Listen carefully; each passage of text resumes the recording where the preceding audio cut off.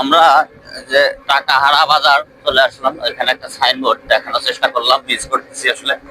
এই যে চলে আসছি প্রায় বাজারের কাছাকাছি। তো আমি জানি না, ওই যে বাজার দেখা যাচ্ছে সামনে, ওইটা হচ্ছে টাকাহারা বাজার। আমি জানি না আসলে কেন এই বাজারের নাম করা হয়েছে টাকাহারা।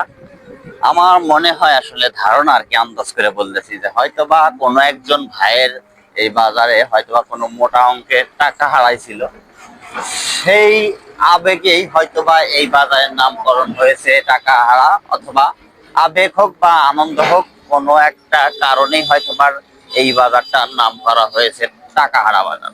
তো আমি আসলে জানি না সঠিক আসলে কি। তো কথা বলতে বলতেই আমার মাইক্রোফোনের চার্জ শেষ হয়ে গেছিল। তো আমরা এখন আছি, এই যে বাজারটা দেখতেছেন, এটা খুবই ছোট্ট বাজার, টাকাহারা বাজার।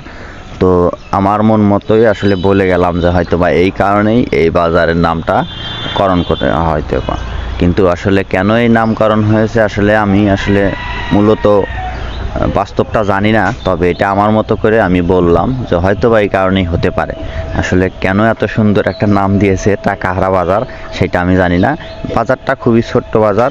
এরকম উত্তরবঙ্গে এই দিকে দেখা যায় যে বেশ কিছু বাজার আছে একটু পরপরই, যেগুলা খুবই ছোট্ট ছোট্ট বাজার। এমনও আছে আমি মাত্র জাস্ট 2টা দোকান নিয়ে একটা বাজার দেখেছি, সেইখানে দেখা যায় যে 2টা ঘর আছে, 2টা দোকান। আর বাইরে বিকেল টাইমে, বাজারের টাইমে বাইরে দেখা যাইতো যে মানে বাজার বসতো, হাটের যে সবজি বিভিন্ন জিনিসপত্র উঠতো সেগুলা বাইরে আর কি উঠতো।